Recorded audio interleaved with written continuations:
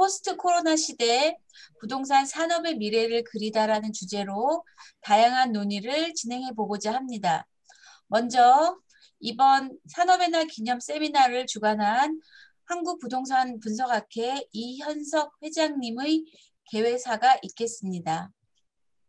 예, 안녕하십니까. 한국부동산분석학회 회장을 맡고 있는 이현석 교수입니다. 2016년 처음 부동산 산업의 날 행사를 시작한 이래 매년 부동산 분야의 산, 학, 관이 교류 협력하여 부동산 산업의 발전을 위한 다양한 행사를 통해 비전을 제시하고 부동산 산업의 위상 제고에 한뜻을 모아오고 있습니다. 올해는 코로나로 인해 행사를 대폭 간소화하여 유공자 표창을 중심으로 부동산 산업의 날이라는 의미를 기리는 기념식을 진행했습니다. 우리 한국부동산분석학회는 제5회 부동산 산업의 날 기념 세미나를 주관합니다. 대한부동산학회, 한국감정평가학회, 한국부동산경영학회, 한국부동산법학회, 그리고 한국부동산분석학회가 공동으로 주최하는 제5회 부동산 산업의 날 기념 학술대회를 줌 실시간 스트리밍 방식으로 코로나 시대 부동산 산업의 미래를 그리다라는 주제로 대학원, 일반, 그리고 전문가 세션으로 나뉘어 열리고 있습니다. 전문가 세션에서는 최근 주택 및 전월세 문제와 이 코로나 이후 부동산 금융시장의 변화, 그리고 부동산 산업의 융복합과 관련해서 경기대 김진유 교수, 수원대 민성훈 교수, 한국감정원의 정문호 박사께서 발표를 준비하고 있습니다. 여러분의 관심과 성원을 기대합니다. 부동산은 산업을 담는 그릇입니다. 오피스는 업무와 첨단 산업을, 리테일과 물류는 유통산업을, 주택은 산업의 핵심인 우리 사람들의 안식처를 제공하고 아울러 투자처로서도 역할합니다. 결국 부동산은 일자리를 제공하고 국민 경제의 부가가치 창출에 이바지하는 국가의 기본 인프라입니다. 우리 학회가 부동산업의 바람직한 혁신과 도약의 방향성을 제시하는 데 역할을 하고 있다는 평가를 받기를 소원합니다. 오늘 세미나가 부동산 산업의 현재의 문제를 이해하고 미래의 발전 방향에 대해 다양한 관점에서 고민하고 논의하는 기회가 되기를 기대합니다. 마지막으로 김경환, 우리 이용만 교수님을 비롯해서 좌장과 발표를 맡아주신 모든 분들께 감사 인사를 드립니다. 오늘 세미나를 위해 한국부동산분석학회의 학술위원회, 부동산 산업의 날 위원회가 고생이 많았습니다. 특히 박지은 학술위원회 부회장과 우리 이재순 부동산 산업의 날 준비위원장께서 수고가 많았습니다. 그리고 정말 감사드려야 될 분은 우리 학회와 우리 학회의 모두 미래를 위해서 묵묵히 열과 성을 다해 봉사하고 계신 학회의 임원과 회원분들이라고 생각합니다. 이 자리를 빌려 진심으로 고맙다는 인사 말씀을 드립니다. 감사합니다. 네, 인사 말씀 해주신 이현석 회장님 감사합니다. 네, 잠시 후 세 분의 발표자를 모시고 세미나를 진행하도록 하겠습니다. 오늘 본 세미나는 유튜브 채널을 통해서 온라인으로 실시간 서비스되고 있습니다. 방송 중에 발표 내용에 관한 질문이나 궁금한 사항을 남겨주시면 실시간으로 답변 드리도록 하겠습니다. 자, 그럼 지금부터 서강대학교 김경환 교수님을 좌장으로 모시고 본격적으로 세미나를 시작하겠습니다. 그럼 마이크를 김경환 교수님께 넘기겠습니다. 네, 안녕하십니까. 서강대학교 경제학부 김경환입니다. 먼저 제5회 부동산 산업의 날을 여러분들과 함께 축하합니다.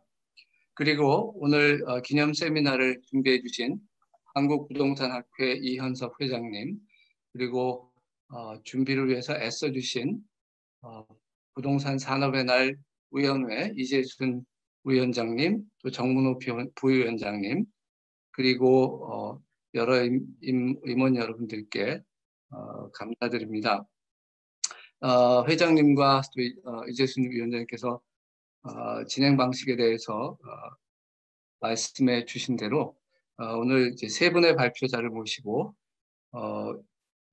경기대 김진유 교수님, 수원대 민성원 교수님, 그리고 한국감정원 부동산연구원 정문호 박사님 순서로 각각 15분씩 주제 발표를 들은 후에 각 주제 발표에 대해서 나머지 두 분의 발표자들께서 질문과 코멘트를 하시는 방법으로 진행하겠습니다. 그래서 오늘은 지명 토론자들은 따로 모시지 않았고 발표자들 간의 상호 토론을 중심으로 진행을 하겠습니다. 그리고 온라인으로 들어온 질문에 대해서는 해당되는 발표자께서 답을 하도록 진행하겠습니다. 그래서 오늘 전체 시간은 한 75분 정도로 잡고 있습니다. 그래서 발표자들께서는 15분 내로 발표를 해주시기 바랍니다. 그러면 먼저 경기대학교 김진유 교수님께서 임대차 3법 시행에 따른 부동산 시장 변화와 전망이라는 주제로 발표해 주시기 바랍니다. 네, 안녕하세요. 첫 번째 발표를 맡은 경기대학교의 김진유입니다. 제가 맡은 주제는 최근에 이제 한 3개월 전에 개정된 임대차 보호법, 그리고 내년 6월부터 시행되는 전월세 신고제, 이 세 가지 법률과 관련해서 우리 시장에 어떤 변화가 있었고 앞으로 어떤 변화가 예상되는가, 그리고 우리는 어떻게 대응할 수 있는가, 이런 부분들입니다. 그럼 제가 화면 공유를 하면서 발표를 하도록 하겠습니다. 제가 화면 공유가 안 되어 있네요. 좀 화면 공유 할 수 있도록 좀 저한테 권한을 주시기 바랍니다.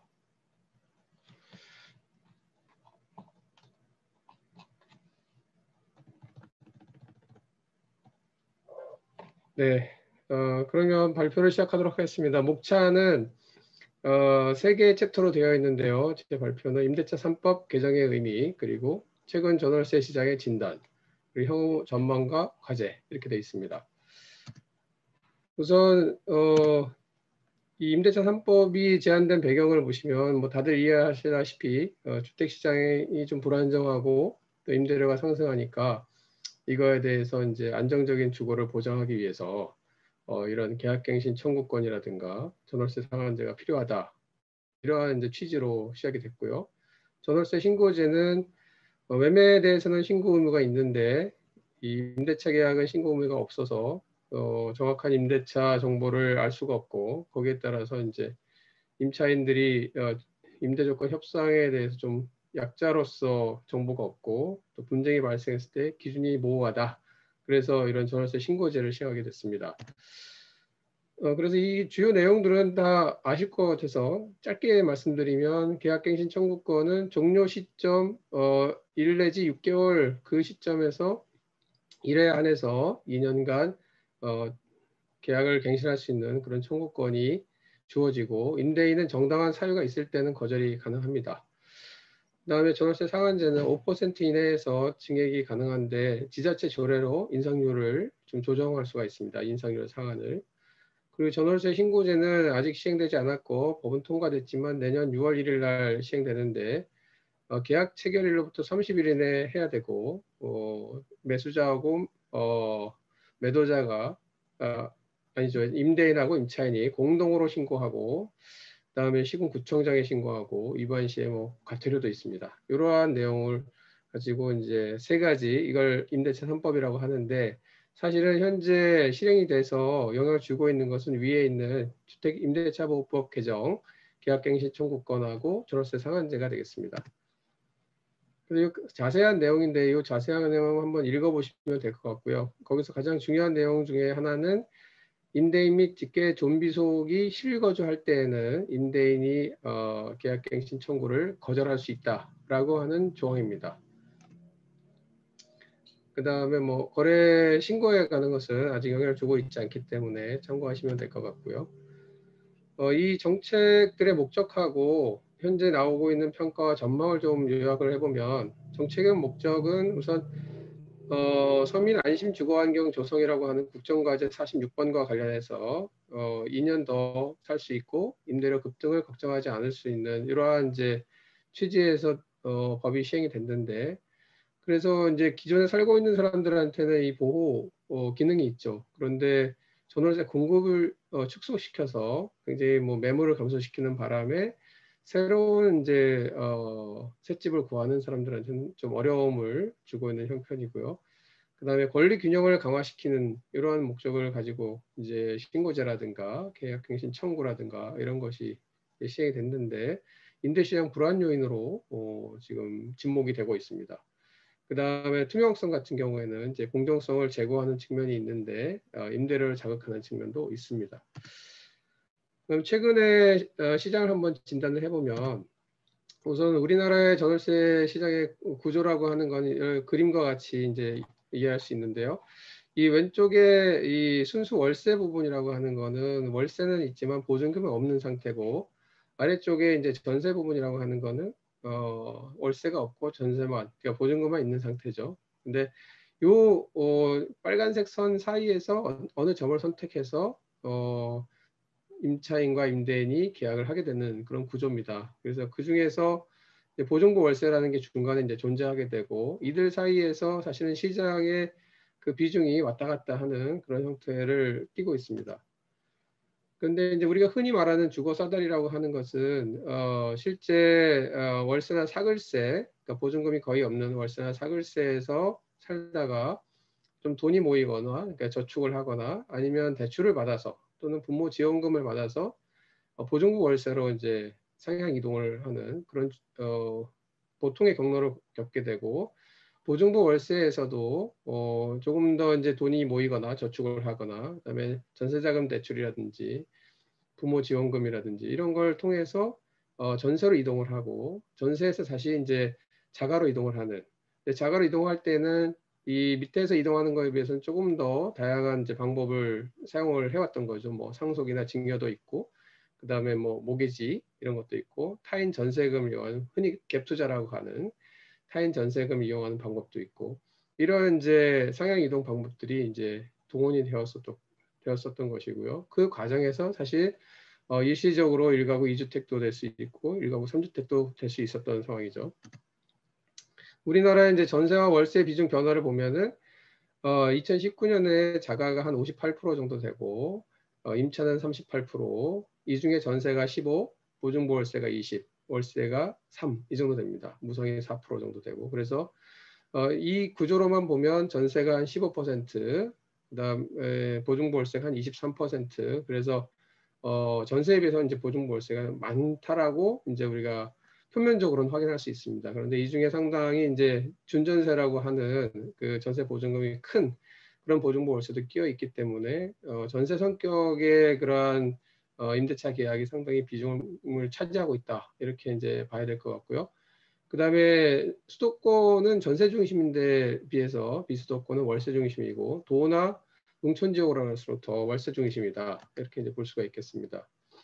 그 다음에 전월세 전환율을 보면 여기서 보시다시피 서울 같은 경우에는 5 정도 되는데 지방으로 갈수록 이제 전월세 전환율이 높은 이런 상황이고, 뭐 정부에서 얘기하는 뭐 4%, 뭐 2.5%하고는 굉장히 괴리가 있는 굉장히 높은 수준의 전월세 전환율을 우리가 이제 시장에서 확인할 수가 있고요. 그래서 대체적으로 전세 중심 시장에서보다 월세 중심 시장에서 전월세 전환율이 높고, 소형주택이 더 전월세 전환율이 높은 그런 이제 시장을 형성하고 있습니다. 거래량을 한번 분석해 봤습니다. 국토부 실거래가를 가지고 2018년 1월부터 2020년 10월까지. 이 그림에서 보시다시피 대체적으로 2018년부터 2020년 초까지를 보면 거의 한 7만 호에서 8만 호 사이, 그러니까 여기 지금 제가 써놨는데 한 8만 건 정도가 월 평균 거래가 이제 되고 있었는데, 전월세, 수도권 전월세입니다. 그런데 이제 7월 이후에 급격히 이제 거래량이 줄어들게 됩니다. 그래서 대체적으로 7월에는 6만, 그래서 한 76% 수준, 8월에는 4만에서 50%죠. 반이 줄었죠. 조금 회복이 됐습니다. 9월 달에. 그래서 4.8만 한 61%. 그런데 다시 10월에 54% 수준으로 줄었습니다. 그래서 그냥 쉽게 얘기하면 한 반 정도, 50에서 60% 수준의 지금 거래량을 보이고 있다. 서울의 경우에는 감소율이 급격히 이제 떨어져서 처음에 이제 아까 7월달 73%, 8월 49%, 뭐 9월 55% 이렇게 현재 52% 수준을 보이고 있습니다. 그래서 전년 평균으로 보면 한 3.7만 건인데 8월부터는 한 2만 건 내외 정도로 상당히 거래가 위축되어 있는 상황이다. 그리고 아파트 거래량이 대폭 줄어서 2년 반 평균, 그러니까 18년 1월부터 2020년 6월까지 2년 반 평균은 한 3.7만 건인데 월 평균 지금 10월에는 1.9만 건으로 52% 수준입니다. 그리고 이제 전세도 줄었는데 한 56% 수준으로 줄었다 이렇게 볼 수가 있겠습니다. 전월세 중에서 이제 전세가 월세로 많이 이제 전환되는가 뭐 이런 것에 대해서 이야기들이 많은데 아직은 확인하기는 어려운 것 같습니다. 거래량으로는. 그래서 지금 밑에 보시는 것처럼 순수월세와 전세, 그다음에 보증보월세 이들을 비교해 봤을 때 전세는 2.5년 평균에 비해서 10월 달에 한 56% 수준인데 순수월세는 50%, 보증보월세는 51% 수준으로 사실은 전세보다 보증보월세나 순수월세가 더 많이 거래량이 줄었습니다. 그래서 이것이 이제 전세가 월세화되고 있다라고 판단하기는 좀 거래량을 가지고는 어려울 것 같고요. 그다음에 이 조금 더 자세히 보면 이 파이 그래프에서 보시는 바와 같이 이제 준전세가 좀 10월 달에 비중은 늘어났거든요. 11%로. 근데 전세는 여전히 과거에 66%에서 지금 63%에서 현재 66%로 그 비중이 오히려 3%포인트 늘었거든요. 그래서 이 전세가 월세로 전환되고 있다 또는 준전세로 전환되고 있다는 것은 이제 확인하기는 좀 어렵습니다. 재고 비중을 나중에 확인할 필요가 있을 것 같습니다. 그리고 규모별로 보면은 좀 큰 평형의 주택들이 훨씬 더 많이 감소를 했습니다. 85제곱미터 이상 되는 것들이 61%를 감소해서 훨씬 많이 감소했고 60에서 85가 한 52% 감소했고요. 그 다음에 보증금 규모가 작을수록 거래량이 더 감소했습니다. 그래서 2억 미만이 한 47% 감소했고 9억 이상은 한 41% 정도 감소를 했습니다. 그다음에 오피스텔이 제일 많이 감소해서 53% 정도 감소했고 아파트는 52% 정도. 서울의 경우입니다. 지금 이거는. 그래서 제일 많이 감소했고 서울 전세는 가장 소폭으로 감소해서 보증부 월세가 58% 감소하는 동안 서울 전세는 42% 정도 감소하는 그런 모양을 보였습니다. 아까 말씀드렸다시피 이제 서울이라든지 수도권 대도시는 주로 전세 중심 시장이기 때문에 그렇고요. 그다음에 뭐 9억 이상 고액 전세 같은 경우에는 6월 대비 10월에 한 52% 정도 감소하는 그런 모양을 보였습니다. 지금 이 그래프에서도 한번 보시다시피 대체적으로 9억 이상은 52% 감소하는 반면에 4억 이하는 38% 감소해서 금액이 좀 높을수록 많이 감소했는데 거래량은 사실 원래 거래량 자체가 규모가 워낙 차이가 나기 때문에 지금 이 그래프에서 보시면 4억 이하, 2억이나 4억 이하의 거래량들이 훨씬 많이 줄은 것처럼 보이지만 실제 비율로 보면 그렇습니다. 그리고 비수도권 같은 경우에는 세종시가 가장 많이 이제 감소를 했고요. 부산은 상대적으로 덜 감소했습니다. 그리고 뭐 이 지방의 경우에는 보증금 6억 이상이 얼마 안 되기 때문에 이 부분들은 이제 크게 이제 관련이 없고. 가격을 한번 보겠습니다. 가격은 이제 지수가 굉장히 차이가 나서 세 개를 다 봤는데요.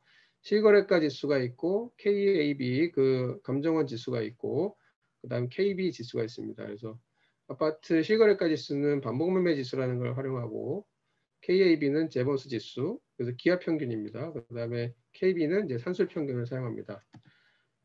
그래서 요거는 뭐 스킵하고요. 이 수도권의 아파트 전세 지수를 보게 되면 지금 오른쪽에 있는 게 좀 최근의 걸 훨씬 더 자세히 보실 수가 있는데 최근에 19년 1일부터 2020년 7월까지 한 14%포인트가 올랐습니다. 그런데 이 KB 전세 지수로 보게 되면 한 5.4%. 근데 그 과거 2년에 비해서 0.7% 오르는 데 비해서 지금 굉장히 많이 올랐다는 거예요. 그래서 이 최근에 굉장히 급격한 상승을 보이고 있다.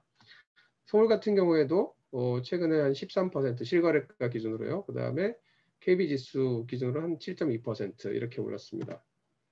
요거를 이제 좀 더 자세히 보면 2020년 1월 달 기준으로 그걸 100으로 봤을 때 7월 달에 실거래가 지수는 105가 돼서 5.3% 올랐는데 그 사이에 시세 지수는 뭐 KB 거든 KAB 거든 1.9% 한 1.3% 갭이 이제 상당히 크죠.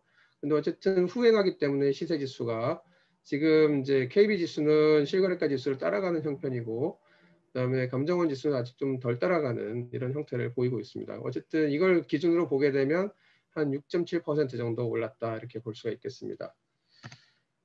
그다음에 매매에 비해서는 상당히 좀 낮은 편이라고 볼 수가 있겠습니다. 여기 빨강색으로 되어 있는 것이 매매 실거래가입니다. 그런데 여기 이제 빨강색이면서 점선이 아닌 이 그래프가 전세 실거래가거든요. 이 갭 차이가 한 30%포인트가 되거든요. 그래서 매매가 훨씬 더 많이 올랐다 이렇게 볼 수 있고요.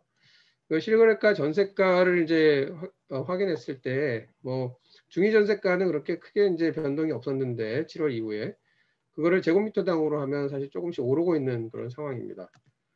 그다음에 이 서울 규모별로 보게 되면 이 40제곱미터 미만 이거는 굉장히 많이 급하게 오르고 있죠. 그래서 지금 7, 8, 9월에 사실 조금 보합세를 보이고 있지만 그동안에 상당히 많이 올랐다 이렇게 볼 수 있고요. 그다음에 이건 스킵하겠습니다. 강남 3구의 경우에 지금 이제 서초구 같은 경우에 이게 7월인데요. 8월 달에 내렸다가 다시 이제 올라가고 있는 상황이고 강남구도 다시 반등하고 있는 상황이고 송파구만 보합세를 보이고 있는 그런 상황입니다. 제곱미터당으로 보면 계속 좀 추세 상승하는 그런 형태를 보이고 있습니다. 그다음에 지방은 세종시가 아주 뚜렷하게 이제 올라가는 걸 볼 수가 있고요. 상대적으로 부산이나 이런 데 좀 덜합니다. 요약을 해보면 임대차 입법의 단기 시장 효과는 거래 감소와 전월세 대가 상승으로 이제 확인할 수가 있겠습니다. 그다음에 전세 월세와는 아직 증거를 좀 찾기는 좀 어려운 상황입니다. 그래서 시장이 좀 혼란스러운 상황이고 적응에 상당한 시간이 소요될 것으로 전망이 됩니다. 그다음에 향후 전망과 과제 부분인데요. 뭐 월세 중심의 시장으로 이제 조금씩 이동해 간다 이렇게 볼 수가 있겠고요. 왜냐하면 전세 매력이 이제 감소하고 있기 때문에 뭐 두 채, 세 채를 가진 분들이 이제 전세를 놓고 그걸로 뭔가 시세 차익을 누리고 양도소득을 누리고 이런 것이 이제 없기 때문에 많이 사라지기 때문에 그 다음에 아파트를 많이 규제하다 보니까 비아파트 쪽으로 이제 이동을 많이 하고 있습니다. 오피스텔이나 다가구 주택이나 뭐 도시형 생활주택. 그 다음에 소형 비중이 이제 증가하고 있습니다. 전월세 임대료가 부담스럽기 때문에 거래량에 있어서 소형 비중이 증가하고 있고, 그 다음에 시장 불안은 좀 지속될 것 같고, 장기 임대료 상승도 불가피할 것 같습니다. 임대차 입법의 영향으로 해서. 그 다음에 이제 실거주 요건이 강화돼서 증여 건수가 2배 정도 늘었거든요. 그래서 이런 것들도 재고 임대 주택이 물량에 나오는 것을 막고 있기 때문에 상당히 장기적으로 될 것 같고요. 그 다음에 외곽이라든지 비아파트의 매매 수요가 증가할 것으로 생각이 됩니다. 이미 나타나고 있는 김포나 파주의 매수세 이런 것들이 이제 확인이 되고 있고, 주요 과제는 뭐 이러한 전월세 시장 안정화시킨다든가 주택 공급을 확대한다든가 매매 시장 영향을 최소화한다든가 이런 부분들이 필요하고, 그래서 건전한 임대사업자의 혜택을 확대한다든가 공급 매입을 조기에 확대한다든가 이런 것들이 좀 필요할 것 같고요. 그다음에 우리 부동산 산업 측면에서 중장기 영향을 보게 되면 중개 시장이 많이 축소될 것 같습니다. 거래량이 이제 감소하기 때문에. 그다음에 주택 투자 감소로 인한 주택 건설 산업이 축소되는 이런 부분. 민간 임대 공급 축소로 인한 민간 임대 시장 산업 위축 이런 부분이 있고요. 마지막으로 주택 투자를 좀 확대할 필요가 있고, 여전히 이제 저희가 주택이 부족한 상태고 예산에서 한 0.8%만 투자를 하고 있는 상황이고, 그다음에 국토 균형 발전 이런 것에서 수도권 집중을 완화할 필요가 있고, 공공임대를 이제 좀 보편화해서 재고 확대와 보편주의를 해서 좀 재고를 한 20%까지 늘리는 방안, 그다음에 젊은 층의 자산 마련 기회를 부여하는 방안 이런 것들이 필요하다고 보겠습니다. 네, 감사합니다. 네, 김진희 교수님 수고하셨습니다. 지금 우리 부동산 시장의 가장 뜨거운 주제 중에 하나인 전월세 시장의 현황과 앞으로의 전망 그리고 정책 과제를 잘 정리해 주셨습니다. 이어서 민성원 수원대 교수께서 코로나19 2019의 일부의 부동산 간접 일부와 부동산 간접 투자 산업에 대해서 발표해 주십니다. 네, 안녕하세요. 수원대학교 민성훈 교수입니다. 방금 그 안내해 주신 대로 저는 그 코로나19가 상업용 부동산 시장에 미치는 영향, 그러니까 그 중에서도 펀드나 리츠와 같은 간접 투자 산업에 미치는 영향에 대해서 발표를 드리도록 하겠습니다. 뭐 아직 이 부분에 대해서 데이터를 가지고 심도 있게 분석을 할 만한 상황은 안 되기 때문에 국내외 주요 기관들이 발표한 통계 자료를 가지고 같이 한번 읽어보는 그런 방식으로 진행하겠습니다.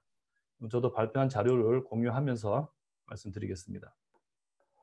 네, 발표 내용은 크게 세 가지인데요. 첫 번째는 2020년을 한번 간단하게 돌아볼 거고요. 그리고 부동산 투자 기구를 간단하게 소개를 하고 그리고 전체적인 변화에 대해서 한번 전망을 해보도록 하겠습니다.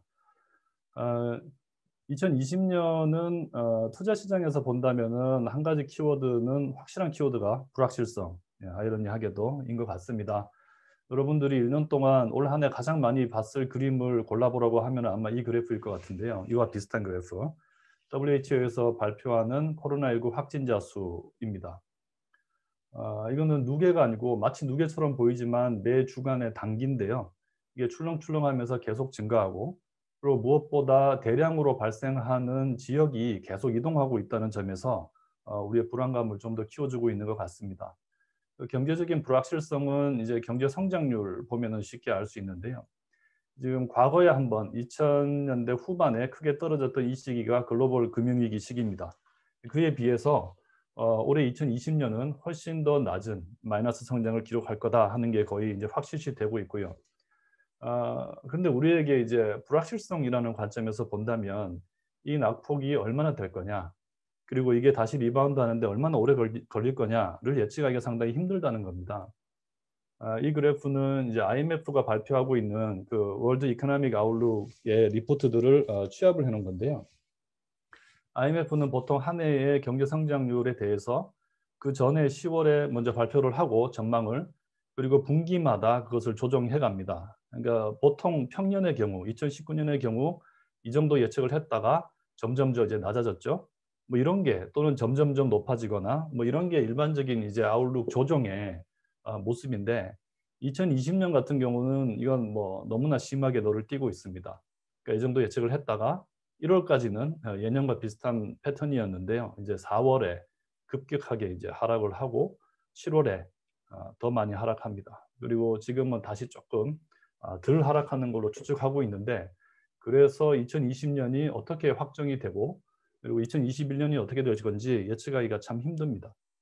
이런 경제적인 불확실성 속에서 우리를 조금 더 불안하게 하는 거는 주식시장이 너무나 빨리 이제 급반등을 했다는 겁니다. 이제 오른쪽 그래프가 작년 말, 그러니까 코로나19가 확산되기 전에 주가를, 여러 나라의 주가를 이제 100으로 보고 이제 비교를 한 건데요.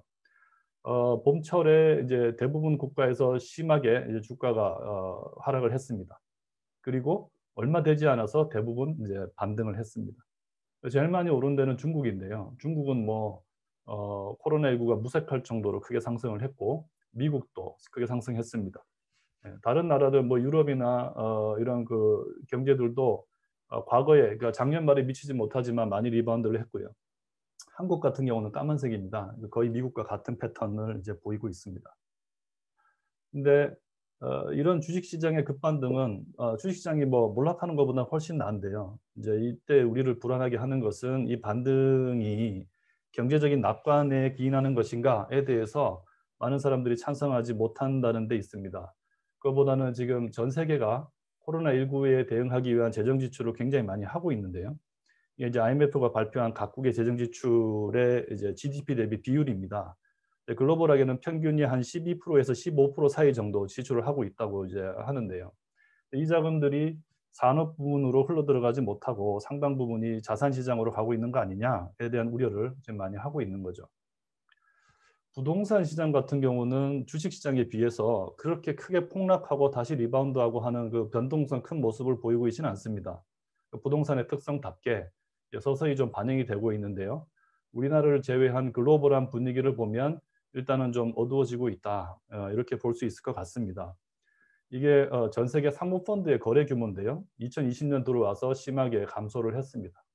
그러니까 부동산 거래 규모가 감소하는 거는 실제로 뭐 이게 언택트 때문에 거래 자체가 힘들어져서 감소하는 것도 있습니다. 그러니까 전망을 불투명하게 보기 때문에 투자를 위축하는 것도 있겠지만요. 근데 그 가격도 최근에 와서 이제 마이너스를 기록을 하고 있습니다. 이게 이제 그 미국의 엔크리프가 발표하는 MPI의 수익률 지수인데요. 글로벌 금융위기 이후로는 마이너스를 보인 적이 한 번도 없었습니다. 근데 마침내 지난 2분기 때 이제 마이너스를 찍기 시작을 했죠. 그러니까 서서히 부동산 시장에서 가격 부분에서도 반응이 오고 있다 하는 걸 우리가 알 수 있고요. 근데 그리고 이것은 이제 리츠 주가입니다. 리츠 주가도 리츠는 역시 주식이기 때문에 전반적인 주식 시장의 움직임하고 비슷한 패턴 보였는데요. 이게 리츠 협회에서 발표하는 여러 나라의 비교인데 올 초에 비해서 급락을 했다가 빠르게 이제 반등을 했죠. 하지만 주식 시장처럼 과거를 더 이제 오버해가지고 올라가는 그런 시장은 거의 없습니다. 가장 선전을 하고 있는 게 이제 싱가포르이고요. 과거보다 조금 이제 못 미치죠. 나머지 국가들이 많이 리바운드 했지만 일반적인 주식 시장보다는 덜 리바운드 하고 있는 그런 상황입니다. 참고로 요 까만색이 한국인데요. 우리나라 종합지가지수는 여기 있습니다. 주식은 아주 크게 반등했고 리츠 주식은 사실 다른 나라에 비해서 좀 더 부진한 모습을 보이고 있습니다. 그러니까 주식시장이 꽤 빠르게 리바운드를 했고 부동산 시장 같은 경우는 뭐 서서히 어두워지고는 있지만 뒤에서 보여드리겠지만 국내 부동산 시장은 그렇게 가격이 하락하고 있지 않거든요. 그럼에도 불구하고 리츠 시장이 국내 리츠 시장이 유독 약한 것에 대해서는 좀 더 생각해 볼 필요가 있을 것 같습니다. 전망을 좀 어둡게 만드는 요인 중에 하나는 이제 CMBS, 그러니까 상업용 부동산 담보 대출을 기초로 발행하는 이제 유동화 증권의 이제 스프레드인데요. 그게 이제 여러 가지 이제 CMBS와 관련된 이제 인덱스들을 비교를 해보면 올해 들어와서 그 무위험 이자율 대비 스프레드가 상당히 상승을 했습니다. 그러니까 이게 이제 추가적인 투자에 굉장히 위축으로 이제 다가올 수밖에 없고요. 그리고 론 뱅크들 상대로 최근에 그 IMF가 실시한 설문조사에 따르면 향후에 상업용 그러니까 그 커머셜 모기지의 연체율이 올라갈 거다. 그래서 대출을 규제하겠다 하는 의견들이 굉장히 높아지고 있습니다. 이런 게 이제 투자의 위축의 요소로 작용할 수 있다고 판단이 됩니다. 반면에 이제 국내 시장 같은 경우는 잠깐만요. 죄송합니다. 제가 페이지를 이제 빼버린 것 같은데 국내 시장 같은 경우는 오피스하고 인더스트리얼 중심으로 가격이 계속 상승을 하고 있습니다. 실물 자산 시장은 아까 보셨듯이 리츠는 부진한 반면 오피스와 물류센터 중심으로 이제 부동산 가격, 상업용 부동산의 가격이 계속 이제 상승을 하는 추세를 국내는 보이고 있습니다. 이렇게 잠깐 2020년을 한번 돌아봤고요. 제가 오늘 말씀드릴 이제 부동산 투자 기구는 뭐 다들 아시겠지만 크게 펀드하고 리츠 두 가지가 있고요. 펀드는 유사하지만 이 둘은 굉장히 본질적으로 다른 상품인데 펀드는 가입을 하고 필요하면 판매자나 운용자한테 가서 환매를 받아서 투자를 회수하는 상품이고 리츠는 이제 그런 거 없이 주식시장에서 사고 팔아서 투자를 하고 회수하는 상품의 이제 본질적인 차이가 있습니다. 그래서 펀드는 그게 환매가 개방되어 있느냐 폐쇄되어 있느냐가 굉장히 중요한 이제 종류의 그 구분 기준이 되고요. 리츠는 이게 상장되어 있느냐 자유롭게 매매할 수 있게 비상장이냐가 중요한 이제 종류의 구분이 됩니다. 우리나라는 폐쇄형과 비상장 위주로 이제 발달을 해왔는데요. 제 발표는 폐쇄형의 사모펀드와 상장된 리츠를 대비해서 계속 발표를 드리도록 하겠습니다. 이게 이제 우리나라 펀드하고 리츠의 시장 규모인데요. 뭐 숫자는 말씀드리지 않겠지만 리츠보다 부동산 펀드의 시장 규모가 상당히 큽니다. 근데 이것은 글로벌하게 다 마찬가지입니다. 전 세계적으로 리츠에 비해서 비상장 부동산 펀드의 시장 규모가 훨씬 큽니다. 요게 이제 그 비율들인데요.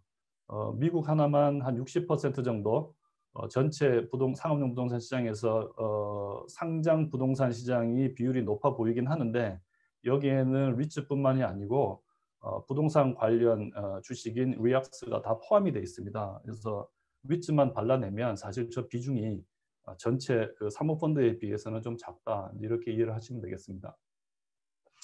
그러면 지금부터 이제 향후에 이제 생각되는 변화에 대해서 말씀드릴 텐데요. 리츠와 펀드를 불문하고 전체 상업용 부동산 시장에서 벌어질 이제 공통적인 변화로는 제일 첫 번째는 이제 섹터 간의 차별화될 것이다 하는 겁니다.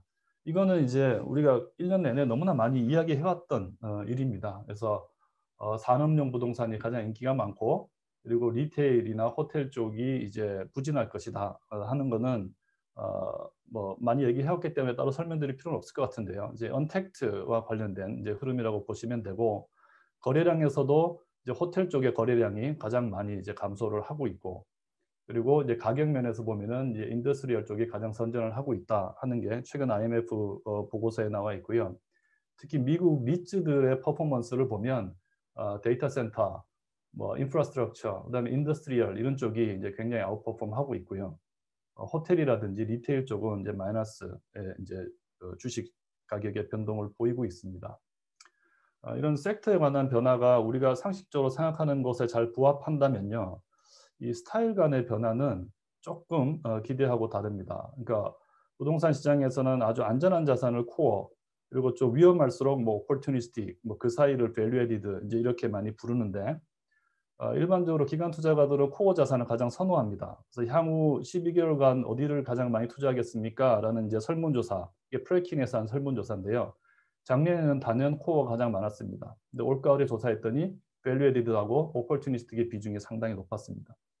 그러니까 변동성 큰 시장일수록 안전자산을 더 선호할 것 같은데, 의외로 향후 1년 동안은 그렇지 않은 자산을 이제 더 많이 이제 보는, 오히려 코어보다 비중이 더 높아지는 이런 역전 현상이 생겼습니다. 이거는 뭐 지난 글로벌 금융위기 때의 학습 효과죠. 이 난코어 자산이 낙폭도 크지만 리바운드하면 수익률도 높다 하는 이 찬스를 당시에 이제 잘 캐치한 투자자들이 굉장히 많은 수익들을 얻었기 때문에, 그리고 이미 코어 자산은 대부분 기관 투자자의 포트폴리오에서 상당한 비중을 차지하고 있기 때문에 단기간적으로는 밸리드하고 오퍼튜니스트를 또 보겠다, 이런 대답들을 하고 있습니다. 그리고 섹터와 스타일 다음으로 얘기할 수 있는 게 기관 투자자들의 부동산 투자 비중인데요. 이 부분은 제가 보기에는 증가할 것 같습니다. 그러니까 이게 이제 전 세계 사적 연금의 시장 규모인데, 기관 투자자들의 자금은 계속 늘어나고 있고, 아까 거래량은 줄었지만 현재 시장에서 펀딩을 하고 있는 펀드들, 부동산 펀드들의 개수와 금액은 계속 늘어나고 있습니다. 그래서 해마다 더 늘어났지만 2020년에도 줄어들지 않고 지금 펀딩을 더 열심히 하고 있는데요. 자금이 늘어나고 운용자들이 펀딩을 많이 한다고 해서 무조건 이 자금이 이제 일로 가진 않겠죠. 갈 수 있는 개연성은 이 자산 간 이제 변동성에 있습니다. 이게 빅스가 주식시장의 변동성을 나타내는 지표인데요. 이게 뭐 어느 나라 할 거 없이 굉장히 이제 올 봄에 이제 피크를 찍었습니다. 기관 투자가들은 주식, 채권, 부동산의 자산 배분할 때 기대 수익률하고 변동성을 함께 고려해서 배분을 하는데, 증권 쪽이 변동성이 굉장히 높아졌기 때문에 결국은 변동성이라는 실물 자산에 대한 투자 비중이 장기적으로 높아지지 않을까, 그렇게 저는 예측을 하고요. 마지막으로는 이제 투자의 프로세스에서의 변화를 이제 또 볼 수가 있는데요. 대부분 기관 투자자들이 이 투자 심의를 할 때 굉장히 엄격한 절차, 형식적 절차를 따집니다. 그래서 투자심의위원들이 정족수에 맞게 회의에 참여하고 이제 의사를 개진하고 하는 그런 프로세스를 따지는데, 이것도 역시 요새 이제 만나기 어려지다 보니까 원격 회의로 많이 넘어가고 있습니다. 근데 이게 오프라인 하던 회의를 원격으로 합시다 하면은 쉽게 할 수 있는 게 아니고, 대부분 연기금이나 공제들이 개정을 해야 되는 이제 그런 이제 수고가 동반이 되는 거죠. 이제 그런 변화가 지금 일어나고 있고요. 특히 우리 부동산 투자할 때는 현장을 보는 게 굉장히 중요하다, 이런 말을 많이 하는데, 이 실사를 이제 원격으로 하는 이제 그런 서비스가 굉장히 발달을 하고 있습니다. 특히 해외 투자 유럽 쪽에 이제 실사 기관들이 뭐 드론을 활용한다든지 해서 투자자들이 직접 현장에 오지 않아도 실감 있게 투자 판단을 할 수 있게 하는 이런 그런 서비스가 하나의 이제 산업화로 굉장히 이제 발달을 하고 있고요. 그리고 우선은 실사를 못하지만 사후 방문하는 걸 조건으로 지금 투자가 결정되는 그런 상황들이 올해는 좀 벌어지고 있습니다. 이게 사후에도 계속 방문을 하지 못하는, 그러니까 그 조건부 승인의 그 조건들이 충족되지 못했을 때 그게 내년 내후년에 이제 어떻게 결과가 돌아올지 이런 것들은 조금 그 걱정되는 이제 부분이기도 하고요. 이런 프로세스상의 변화도 우리가 한번 생각을 해볼 수 있습니다. 그리고 이제 임 교수님 사모펀드와 조금만 빨리 진행해 주세요. 예, 알겠습니다. 죄송합니다. 사모펀드와 아닙니다. 관련한 변화는 첫 번째는 펀드 규모의 차별화입니다. 지금 이제 펀딩하고 있는 것들 보면은 과거에 이제 퍼포먼스 좋았던 펀드들이 굉장히 대형화되고 있고요. 두 번째는 한동안 좀 주춤했던 이제 ESG, 그러니까 환경이나 사회나 지배 구조를 고려하는 이런 투자가 좀 더 활성화될 것 같습니다. 그것은 이번에 미국의 선거 결과하고도 관련이 굉장히 커 보이고요. 마지막으로는 이제 부동산 펀드에 대한 투명성에 대한 요구가 굉장히 높아질 것 같습니다. 이게 글로벌 금융위기 때 미국이나 유럽에서 이 부분을 굉장히 강화를 했거든요. 우리나라도 최근에 라임이나 옵티머스 같은 사모펀드 관련된 사건들도 좀 있었기 때문에 자산가치 평가와 같은 투명성에 대한 이슈가 좀 커질 것 같습니다.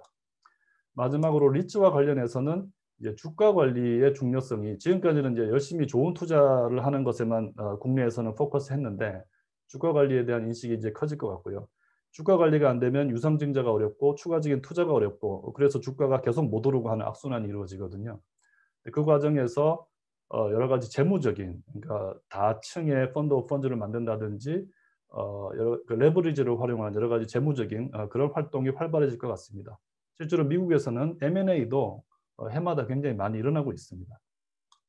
마지막으로 이제 공모리츠 같은 경우는 주식시장이 변동성이 커지면서 안전한 주식을 찾고자 하는 수요와 그다음에 부동산을 더 투자하고 싶은데 실제로 투자가 위축되는 이런 수요가 상장 리츠로 자금이 이동되는 그런 결과 반사의 이익을 볼 수도 있을 거라고 생각을 합니다. 이 부분을 잘 캐치하기 위해서 우리나라 리츠 시장도 많은 준비를 해야 될 거라고 생각을 합니다. 이상 제가 생각하는 여러 가지 변화에 대해서 발표를 드렸습니다. 발표를 마치도록 하겠습니다. 네, 민성훈 교수님 수고하셨습니다.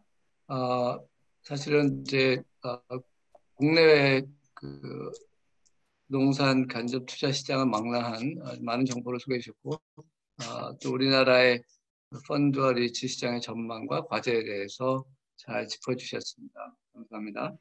이어서 마지막 세 번째 발표인 융복합 기술을 활용한 부동산 창업 사례를 한국감정원의 정문호 박사께서 발표해 주시기 바랍니다. 네, 안녕하십니까. 한국감정원의 정문호입니다. 저는 이제 융복합 기술을 활용한 부동산 창업 사례에 대해서 말씀을 드릴 텐데요. 먼저 화면 공유를 통해서 파일을 보여드리도록 하겠습니다. 네, 융복합 기술을 활용한 부동산 창업 사례입니다. 앞서서 말씀 주셨던 그 주택 시장과 상업용 시장과 관련된 부분들을 두 개 다 말씀을 해주셨었는데요. 이제 죄송합니다만 혹시 화면이 지금 잘 뜨고 있나요? 네.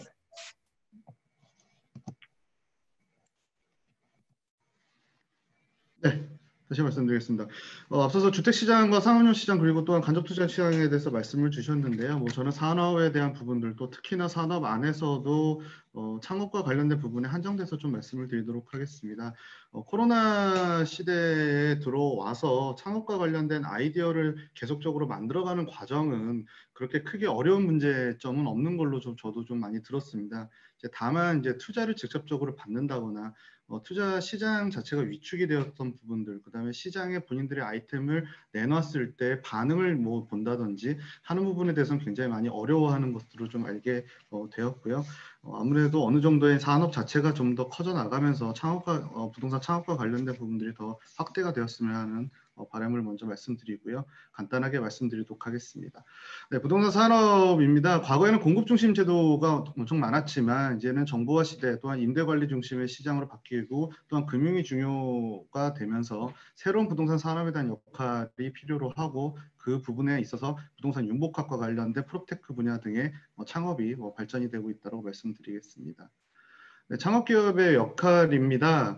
부동산과 관련된 부분들은 현재 과거에는 큰 영세기업, 큰 대기업 외에 부동산 시장은 영세기업 위주로 진행이 되었지만 이제는 이제 아이디어 시장 구조로 좀 전환이 되고 있는 것 같습니다. 그래서 활발하게 스타트업들이 지금 성장을 하고 있는 부분들이고요. 또한 이제 과거에 다른 쪽의 투자의 관심들이 부동산 분야에 대한 엑셀러레이터가 등장이 되어지고 또한 투자자들의 자발적인 연결 형성도 지금 현재는 많이 진행이 되고 있다는 것을 또 말씀드리겠습니다.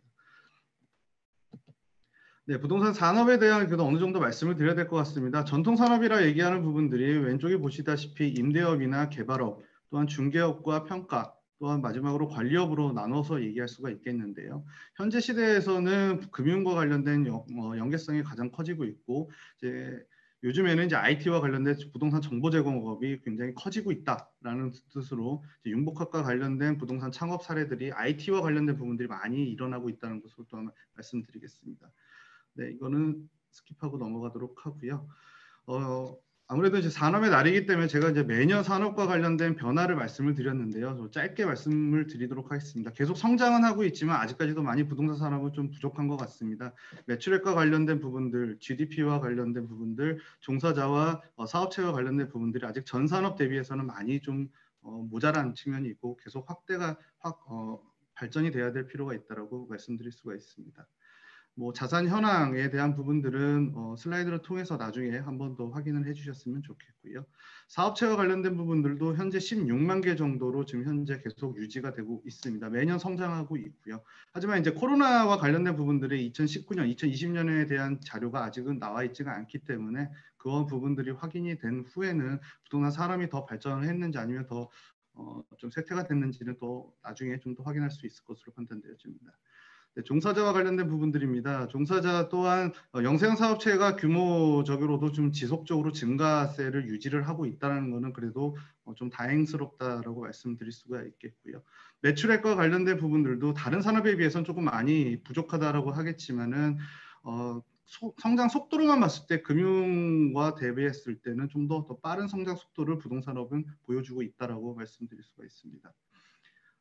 네, 다음은 이제 부동산 업종별 비교인데요. 사업체와 관련된 부분들을 2010년 대비 18년까지의 성장을 한번 봤을 땐 다른 산업들도 많이 성장을 했습니다만 개발비 공급업이 2010년에 비해서 189% 정도까지 상승한 증가가 된 부분들을 볼 수가 있습니다. 다음 종사자입니다.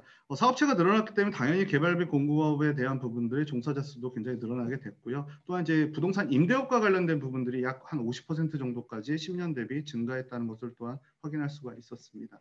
매출액과 관련된 부분들은 또한 임대업이 종사자 수가 어느 정도 늘어난 것과 동시에 매출액 자체들도 굉장히 큰 폭의 성장이 이뤘다고 볼 수가 있겠습니다.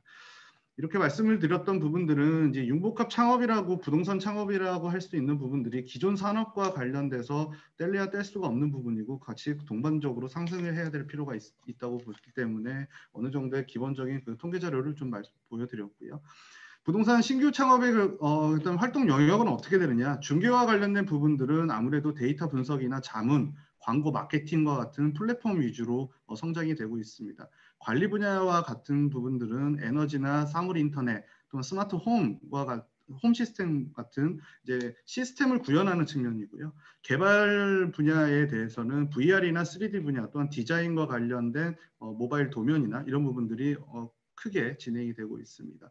마지막으로 투자나 자금과 관련된 부분들은 핀테크 기술과 관련된 크라우드 펀딩 또한 중개 영역과 연계에 대해서 소비자의 접근성을 대출을 알선을 해준다든지 이런 부분들의 편의성이 강화되고 있습니다.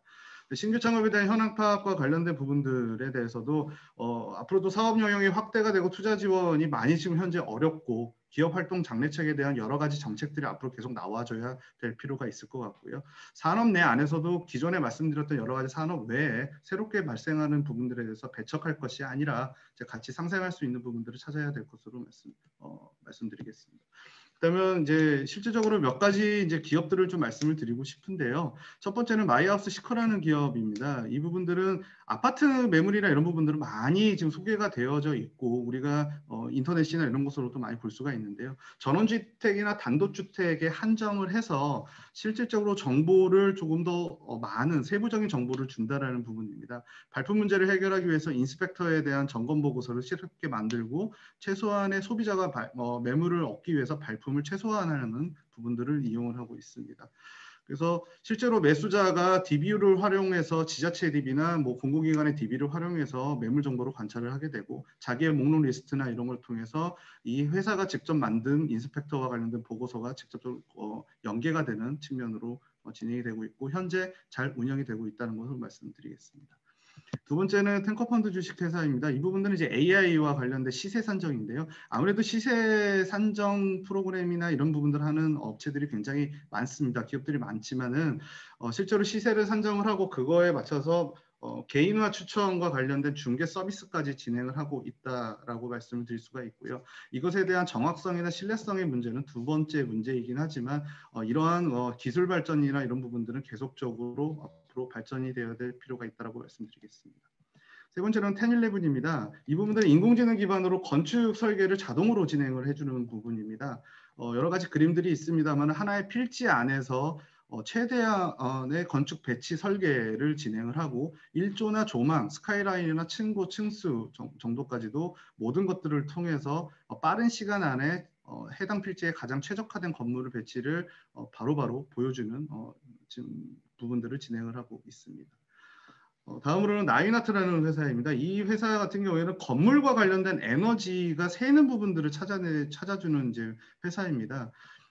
실제로 든다면 이제 한전이나 이런 고지서에 뭐 일련 번호 같은 것들이 있는데요. 그런 부분들을 직접적으로 입력만 하게 되면은 건축물 정보가 모두 다 가지고 있기 때문에 해당 부분에 대해서 에너지 소비가 어느 정도가 진행이 되는지 또한 어디가 문제가 있는지 어떤 것들을 고쳐서 좀 낭비를 방지할 수 있는지 이런 부분들에 대한 솔루션을 진행을 하고 있습니다.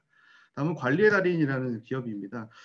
기본적으로 비주거와 관련된 부분에서 관리비에 대한 문제가 참 많이 논쟁이 되고는 있는 부분들인데요. 실제로 관리비에 대해서 본인들이 직접 관리도 진행을 하면서 관리비 부과와 다른 부분들이 어느 정도 투명하게 공개를 하고 있고 그다음에 쓸데없는 관리비를 부과하지 않는 부분, 가장 필요한 부분들은 어느 부분들인지 이런 부분들을 소비자에게 알려주면서 본인들에 대해서 관리비를 좀 투명하게 운영을 하고 있는 기업이라고 말씀드릴 수 있습니다. 다음은 호라이즌이라고 부릅니다. 이제 집주인과 세입자가 그동안 만나서 많은 하자보수를 진행을 하고 있는데 그 사이에 호라이즌이라는 이 기업이 끼어서 임차인이 원하는 부분들과 임대인이 직접적으로 발품을 팔지 않고 고쳐주거나 보수를 해주거나 하지 않고 새로운 기업의 형태, 중간 형태로서의 지금 기업을 운영을 하고 있습니다. 네, 다음은 이제 회의 공간 플랫폼인데요. 여러 가지 굉장히 많이 있습니다만은 공간 대관과 관련된 부분뿐만이 아니라 F&B 운영과 팝업스토어 또한 교육과 같은 문화시설이나 이제 교육 프로그램들을 직접적으로 운영을 하면서 협업과 콜라보를 형태로 하는 회사도 있다는 것을 말씀드리겠습니다. 창업 분야에 대한 과제입니다. 시장 진입 장벽이 굉장히 어렵다라고 말씀드립니다. 아무래도 부정적인 인식이 가장 부동산 투기라는 국민 선입견에 대한 해결이 문제가 될 필요가 있고요. 전통 업종에서 어느 정도 좀 배척하고 있는 부분들을 인정은 해야 될 것 같습니다. 하지만은 이제 많은 창업 필요성에 대한 인식을 통해서 좀 체계적인 관심이 필요하다고 말씀드릴 수가 있고요. 신규 창업을 위해서는 아무래도 앞으로는 정책 목표를 네거티브 방식을 통해서 성과 기준을 통한 좀 규제 전환 등을 할 수 있는다든지 좀 포괄적인 개념으로 정립할 필요가 있고요. 산업에 대한 업종 분류도 기존뿐만이 아니라 프로테크 기업들이 뛰어들 수 있도록 아무래도 제도권 안에서 좀 보호를 해주는 측면들을 재검토해야 되지 않나 생각되어집니다. 데이터와 관련된 부분입니다. 많은 분들이 가장 어려워하시는 부분이 DB에 대한 접근입니다. 공공기관도 많은 공개나 이런 부분을 노력을 해야겠지만 민간 부분이 가지고 있는 DB와 공공이 가지고 있는 DB 이런 부분은 모든 것들이 활발하게 DB들을 공유하고 사고 팔 수 있는 거래 시장이 오히려 형성이 되는 것이 좋지 않을까라고 말씀드리고요. 여러 가지 개인정보보호법이나 이런 부분들이 있겠지만 아무래도 수요자 중심의 DB를 운영할 수 있는 관리 방안과 관련된 정책을 시급하게 좀 만들어야 될 필요가 있지 않나 말씀드리겠습니다. 네, 마지막으로는 아무래도 창업과 관련된 생태계를 조성하기 위해서는 아직 지금 초기 분야입니다. 많이 지금 유명한 기업들도 많고 하지만은 부동산 시장 자체가 집중이 되는 산업에 대한 부동산 산업은 집중이 되고 있는 부분들이고 국내에서 부동산 시장을 선도하는 여러 가지 종합적인 서비스를 제공하는 업체들도 많지만 새롭게 태어나고 있는 태동하고 있는 창업 기업들에 대해서는 창업가나 투자자, 기술 제휴나 이런 부분들이 활발하게 진행될 수 있도록 정책적인 뒷받침이 되어져야 될 것 같고요. 그런 부분들이 큰 돈을 들이지 않고 테스트베드를 진행을 한다든지 민간 주도로 오히려 창업 생태계가 진행될 수 있도록 제도적인 밑바닥만 깔아준다든지 이런 자생적인 성장할 수 있는 구조를 만들어 주는 것도 또한 정책에서 할 수 있는 부분들이라고 생각합니다. 네, 오늘 부동산 창업 사례에 대해서 기업들을 직접적인 소개를 해드리는 것이 좀 바람직하지는 않는 것 같아서 짧게 말씀드리고 또 앞으로 창업 분야에 대해서 발전할 수 있는 부분들에 대해서 말씀드렸습니다. 네, 여기까지 발표를 마치도록 하겠습니다.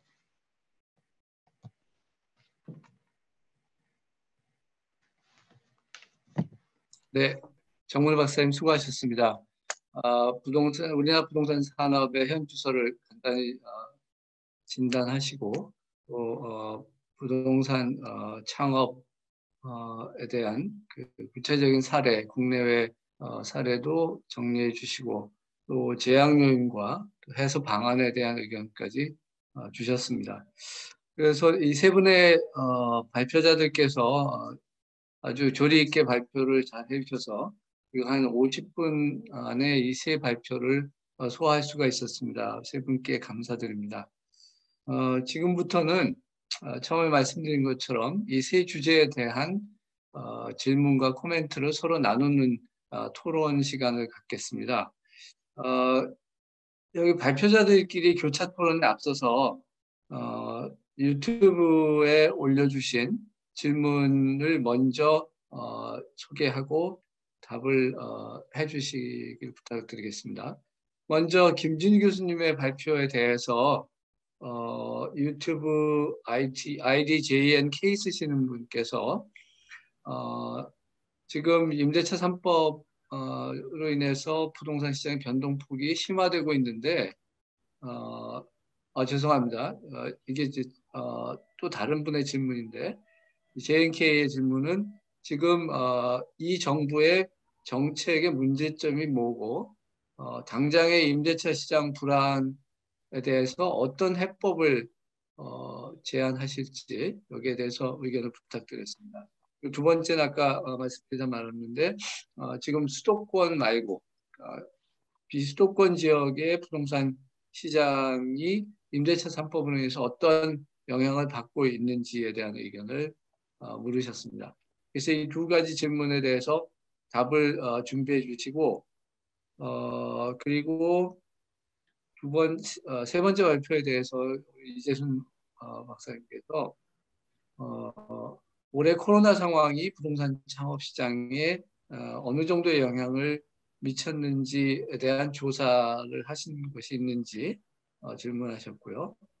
그다음에 이 코로나 시대에 대응하기 위해서 부동산 창업 시장에 필요한 요소는 무엇인지 의견을 부탁하셨습니다. 그러면 먼저 김준우 교수님이 이 두 질문에 대해서 간단히 답을 해주시겠습니까? 네네. 그 질문들 해주신 거에 대해서 간단하게 우선 현 정부 정책의 문제점과 관련해서 이제 크게 보면 너무 부동산 시장의 작동 원리를 좀 과소평가한 게 아닌가 이렇게 생각을 합니다. 그래서 예를 들어서 이제 투기라고 하는 그 행위를 너무 엄격하게 해석을 하다 보니까 1가구 2주택이나 뭐 실거주 요건이나 이런 거를 굉장히 엄격하게 적용하다 보니까 사실은 전세로 나와야 될 물건이 증여가 돼서 자녀들이 실거주하는, 그래서 자가 물건으로 전환이 되고 이런 과정 속에서 이제 임대차 입법하고 같이 엮이면서 재고주택 시장에서 전월세 물량이 안 나오는 이런 이제 현상이 벌어지고 있는 것인데요. 그러니까 기존에 우리가 1가구 2주택이나 뭐 3주택자들에 대해서 일부 양도세라든가 뭐 보유세에 관련해서 중과를 하긴 했지만 이렇게 강력하게 하지 않았기 때문에 그들이 그 정도를 감안하고 시장에 전월세 주택을 내놓는 것을 이제 감당을 할 수도 있었는데 이번에는 이제 그런 걸 아주 너무 강화시켜 놨기 때문에 그분들이 이제 이 전월세 시장에 이 물건을 내놓을 수 없는 상황이 된 거, 이런 것들에 대해서 이 충분하게 사전적으로 좀 모의 실험이라든지 그다음에 그런 부정적인 영향을 최소화할 수 있는 세심한 배려, 뭐 예외 조항 이런 것들이 없이 정책을 이제 급하게 실행을 하다 보니까 그런 문제들이 많이 생겼다고 생각이 되고요.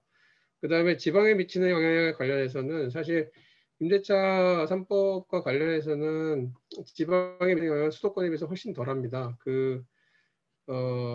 수도권에서 뭐 매물이 한 50% 줄었다고 아까 말씀드렸는데 지방의 경우에는 이제 상황에 따라서 30%에서 한 40% 이렇게 이제 덜 영향을 미치고 있거든요. 그 이유는 아무래도 지방의 그 주택 시장에서 그 고가의 임대차 거래가 많이 이루어지지 않고 있기 때문에 그 규제에서 좀 벗어난 부분이 있고요. 그다음에 아까 말씀드렸다시피 월세 중심으로 이제 원래 형성되어 있는, 그러니까 상대적으로 수도권이나 서울에 비해서 월세 중심으로 되어 있기 때문에 이번 영향에서 좀 자유롭고요. 보증금 규모도 적고. 그런데 이제 문제는 임대차 3법뿐만이 아니라 지금 매매 시장에 영향을 미치고 있는 여러 가지 정책들이 지방에 이제 영향을 주고 있다는 생각이 듭니다. 그래서 이를테면은 2주택자나 3주택자에게 빨리 팔아라, 한 주택을. 그렇게 하는 바람에 그럼 지방과 서울이나 수도권의 한 채를 갖고 있는 이런 분들 경우에 지방의 주택을 먼저 이제 팔기 위해서 내놓고 있거든요. 그런 상황 속에서 지방의 주택 시장이 잘 버텨나갈 것인가, 이런 부분이 이제 우려가 되는 그런 상황이고, 지방 중소도시 같은 경우는 특히나 더 그렇다고 보여집니다. 그래서 일부 부산이라든지 일부 지역에서는 아직 별 문제가 없지만 그렇지 않은 지역에서는 그런 문제가 나타나고 있기 때문에 그런 지방 시장에서의 그런 이제 다주택자들의 매물 이런 것들이 영향을 줄 수 있다, 이렇게 생각이 듭니다. 네, 두 번째 질문 이제 송선주 박사님의 질문이었습니다. 그러니까 첫 번째 질문 중에서 뭐 많은 분들이 다 궁금해하시는 게 김준희 교수님 같으면 지금 상황에서 뭘 해야 되겠는가, 이런 질문이셨던 것 같아요. 어려운 질문이지만 대안이 있는가 그 말씀이시죠? 답을 주시면 네, 그 그렇습니다. 대안이 사실은 뭐 뾰족한 대안이 없다고 보여집니다. 그래서 대체적으로 뭐 아주 큰 대안들은 있을 수가 없는데, 일부에서 뭐 매입 임대를 이제 확대하자 이런 이야기도 있는데요. 그 서울의 경우에 매입 임대 물량이 1년에 10,000호 정도 됩니다. 그래서 SH에서 3,000호 정도 되고 LH에서 한 7,000호 정도 되는데 이게 1년간의 물량이거든요. 근데 지금 이제 거래량을 보셨지만 한 50%가 이제 줄었단 말이죠. 그래서 이 정도 물량을 이제 확보할 수 있을 거냐, 이게 굉장히 좀 어려운 부분인데 정부에서는 그런 거라도 단기적으로 해야 된다라고 생각하지만 실제 이제 매입에 나섰을 때 지금 아파트 가격이나 이런 이제 좋은 주택 가격들은 상승하는 국면에서 그거를 공공에다가 좋은 주택을 빨리빨리 팔겠느냐, 그 사람들이 팔지 않을 가능성이 높고요. 만약에 판다고 하면 별로 안 좋은 주택을 이제 팔겠죠. 외곽에 있거나 뭐 품질이 안 좋거나. 그러면 그걸 사서 이제 이런 지금 중산층의 전월세 대란을 막을 수 있을 것이냐, 그게 굉장히 회의적이기 때문에 그런 방법으로는 어렵다고 보고요. 조금 어려운 상황이긴 하지만 약간 뒤로 물러선다면 또 상황이 좋아질 수도 있다고 보여집니다. 그래서 저는 이제 착한 임대인의 경우에 예를 들어서 과거에 한 5년이나 10년 동안 임대료도 올리지 않고 계속 이제 전세를 준 사람들의 경우에는 그 양도소득세 같은 것들을 중과하는 것을 일부 좀 유예를 시켜준다든지 실거주 요건을 면제를 시켜준다든지 이렇게 해서 증여나 그다음에 실거주 때문에 기존의 주택 그 전월세 물량으로 있던 것이 자가 물량으로 전환되는 것을 좀 막고 그다음에 이제 전세 매물이 나올 수 있도록 하는 것이 단기적으로는 효과적인 방법이 아니겠느냐, 그렇게 생각을 하고 있습니다. 네. 김준 교수님 감사합니다. 정문호 박사님께서 아까 질문에 답하시기 전에 두 번째 민성훈 교수님의 주제 발표에 대해서 이윤홍 씨가 부동산 간접 투자의 활성화 방안이 무엇인지에 대해서 질문하셨습니다. 그러면 먼저 정문호 박사님이 답을 하시고 그다음에 민성훈 교수님께서 답해 주시면 좋겠습니다. 네, 정문호 박사님. 네. 네, 정문호입니다. 질문 주셨던 부분들이 두 가지인 것 같은데요. 첫 번째는 코로나가 실제로 창업 시장에 미치는 영향에 대한 실질적인 조사 자료가 있느냐라는 부분들인데요. 아직까지 정확한 수치가 나온 자료는 없는 것으로 알고 있습니다. 물론 프로테크 포럼이라는 민간 협회가 있지만 그쪽에서도 좀 따로 준비를 하고 있는 것으로 알고 있고요. 저희 자체적으로 사실 1년에 한 번씩 부동산 기업들에 대한 실태 조사를 진행을 하고 있고 이 부분들 한 1월 정도에나 어느 정도의 영향이 있는지에 대한 결과를 한번 확인할 수 있지 않을까 싶습니다. 다만 저희들이 그냥 단순하게 판단을 했을 땐 매출액과 관련된 부분들이나 이런 부분들보다는 단순하게 지금 창업의 숫자가 많이 늘어나고 있기 때문에 기업에 대한 숫자와 종사자들이 늘어나고 있다는 것은 확실한 것 같습니다. 근데 이것이 창업이라는 것이 미래에 대한 투자인 부분들이기 때문에 직접적인 매출과 관련된 부분들을 조금 더 조사를 한 후에 다시 한번 말씀드릴 수 있는 기회를 가지게 될 걸로 생각이 되어지고요.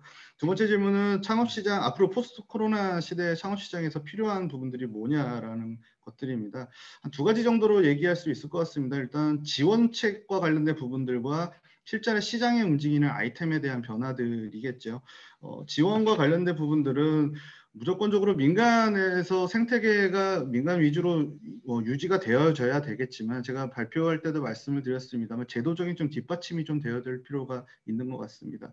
창업 활성화를 위해서 프로테크 기업들의 한정에서는 여러 가지 제도 규제나 이런 부분들을 특별적으로 한시적으로 좀 허용을 해준다든지 아니면 전체적인 창업을 활성화시키기 위한 기본 계획을 만든다든지 아니면 금융이나 재정, 세제와 관련된 특별 지원 근거를 또 따로 마련을 한다든지 창업을 전담으로 좀 관리할 수 있는 조직을 만든다든지 직접적인 자금을 지원을 한다든지 이런 부분들 여러 가지로 아마 지금 생각들을 하고 있는 것으로 알고 있고요.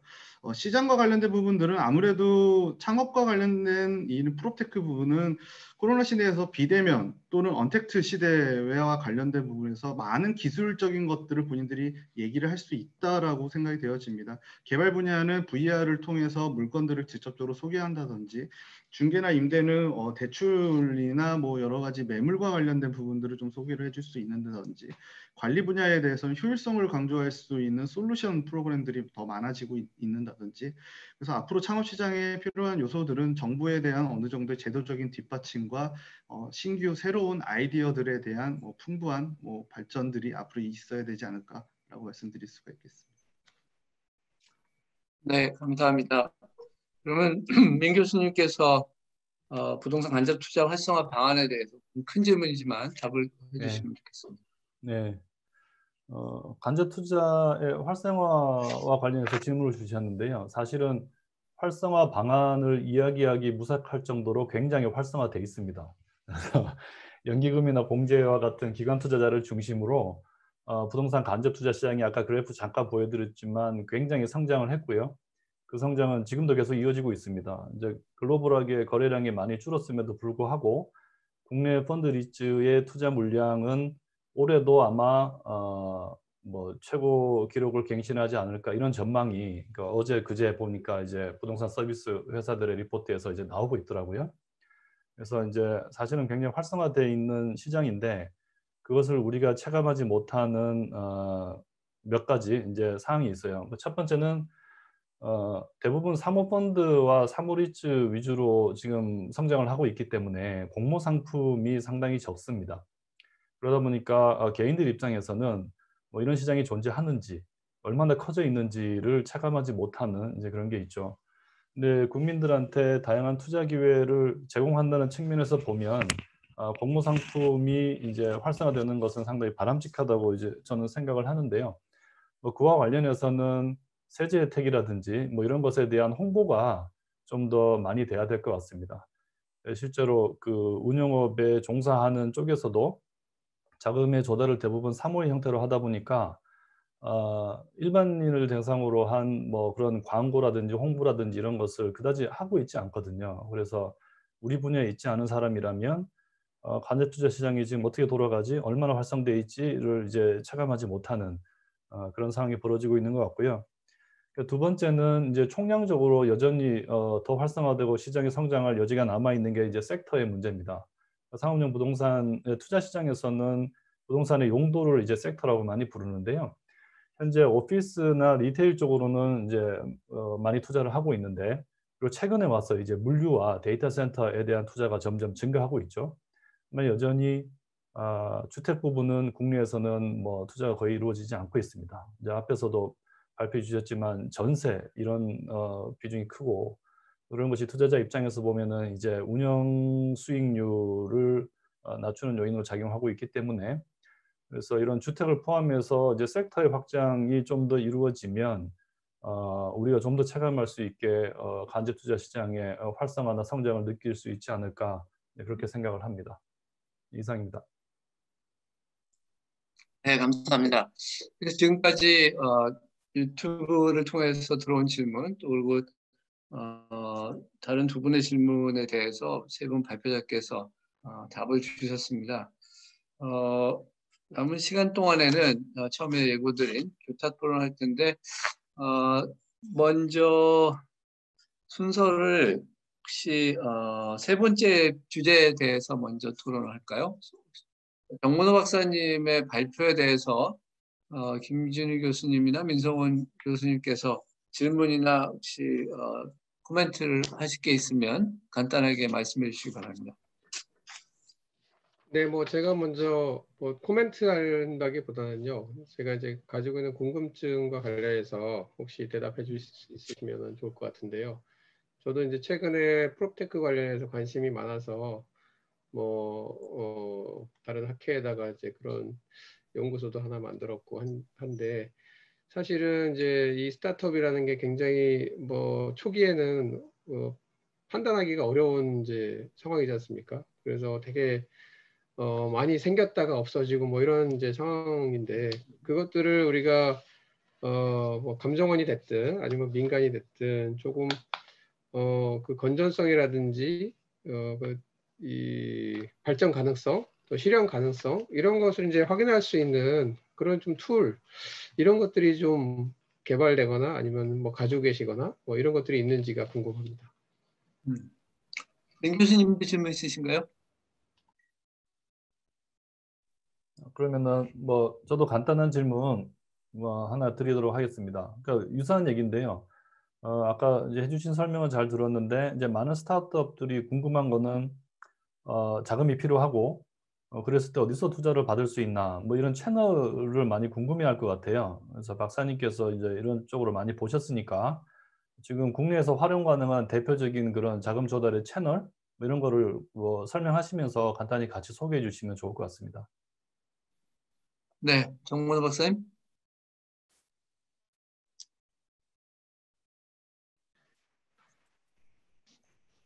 네, 답해 주시죠. 네, 말씀드리겠습니다.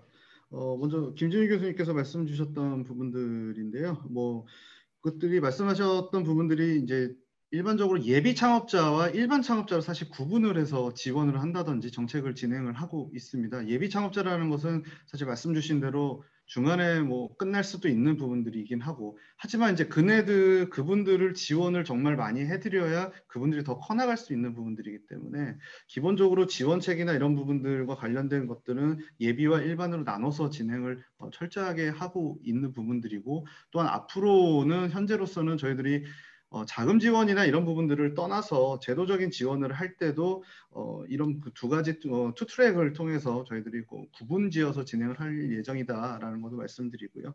민성원 교수님께서 말씀하셨던 자금과 관련된 부분 투자 채널은 뭐 저는 뭐 지금 공공기관에 종사를 하고 있는 입장에서 아무래도 민간 투자자들이 더 많은 이제 도움을 받으실 수는 있겠죠. 하지만 아까 말씀드렸던 일반 창업자보다 예비 창업자들은 아무래도 정부 지원을 통해서 좀 진행을 하시는 게 더 빠르지 않을까 싶습니다.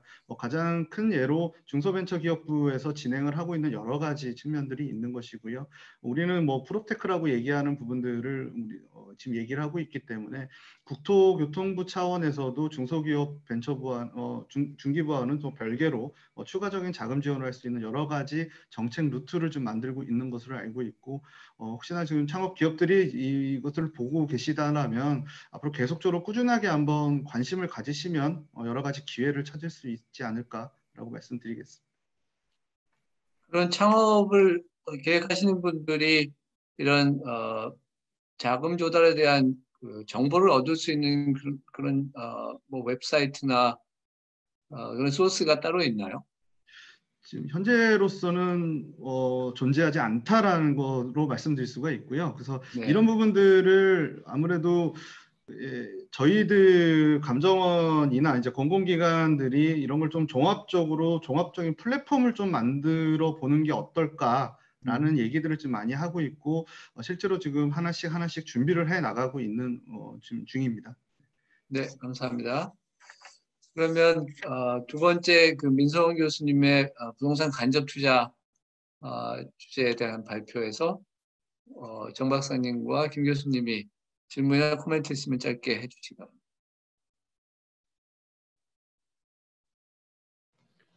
제가 또 제 순서인 것 같은데요. 간단한 질문입니다. 그러니까 아까 보여주셨다시피 이제 그 섹터별로 보면 산업용 이쪽이 상당히 좀 선전하고 있다. 데이터 센터라든가 물류라든가 그런 것들인데 저번에 한번 다른 연구원에 가서 이제 세미나를 듣다 보니까 우리가 이제 온라인 쇼핑으로 전환되면서 물류라든지 이쪽, 그 다음에 언택트 회의 관련해서 온클래스 관련해 가지고 데이터 센터 이런 것들이 이제 급격하게 투자처로 각광받고 있다.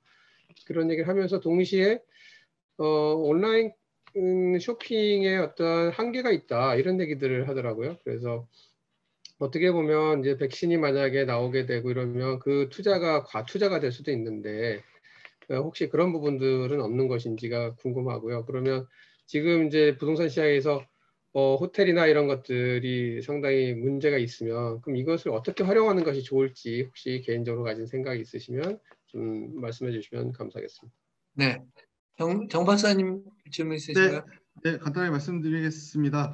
요즘에 그 펀드 위주의 이제 자산운용사들이 리츠 시장에 많이 진입을 하고 있다라고 얘기를 들었습니다. 이제 펀드에 대한 신규 설정이 자체가 좀 많이 어려워지는 상황도 있고, 이제 여러 가지 측면들이 있는 것 같고요. 그다음에 이제 기업들의 아무래도 자산 유동화 수요가 커지면서 리츠 시장도 같이 커지고 있는 것 같고, 향후 공모 리츠로 상당 부분 개인 자산들도 많이 들어갈 수 있지 않을까 싶은데.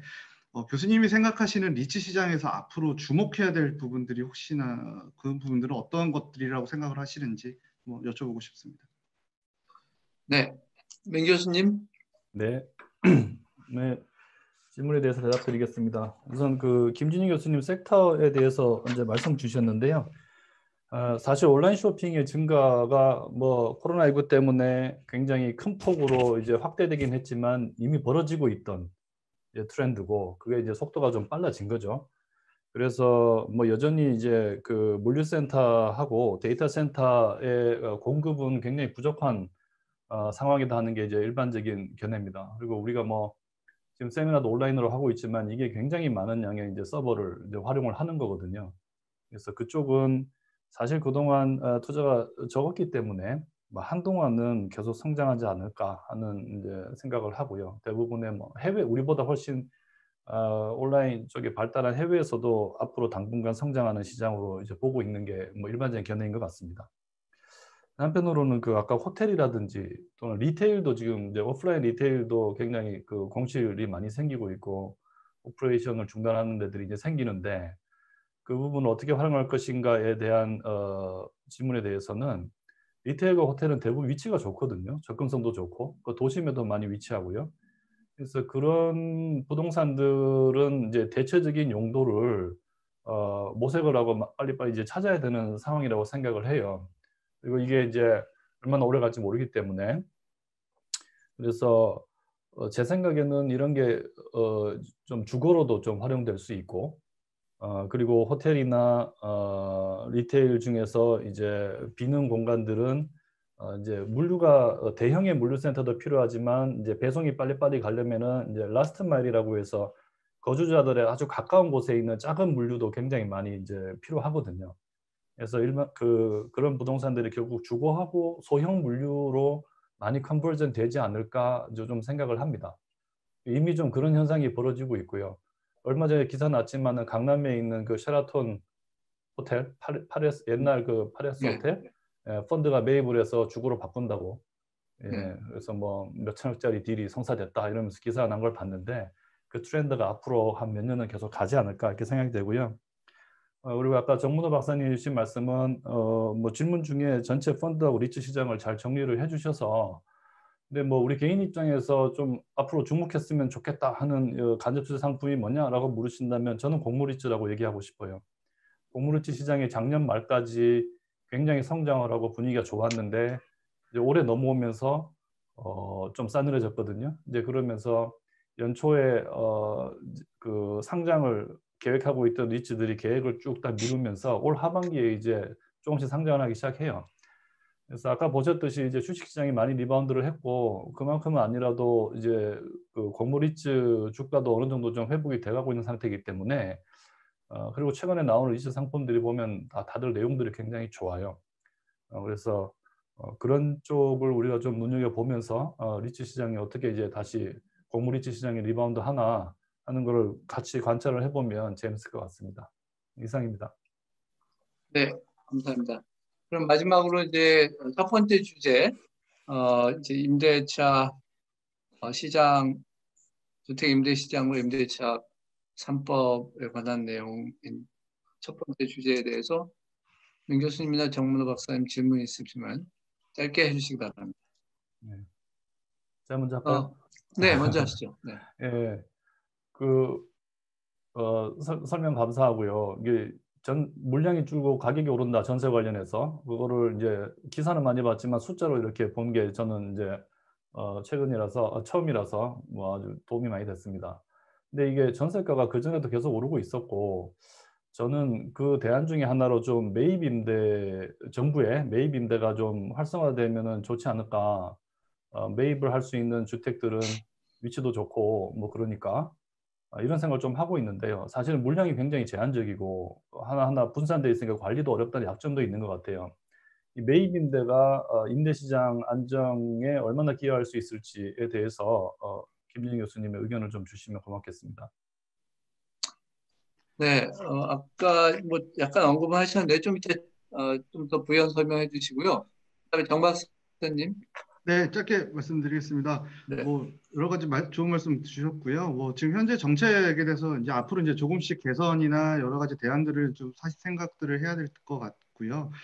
교수님께서 말씀 주신 것들 중에서도 여러 가지 대응 방안 중에는 건전한 임대사업자 혜택 확대라는 부분들이 있는 것 같습니다. 그래서 기존에 있었던 정책으로 다시 돌아가는 걸 말씀을 하시는 건지, 아니면 새로운 임대사업자에 대한 혜택과 관련된 부분들에 혹시 개인적인 의견이 또 있으신 건지, 이제 그거에 대해서 한번 여쭤보고 싶습니다.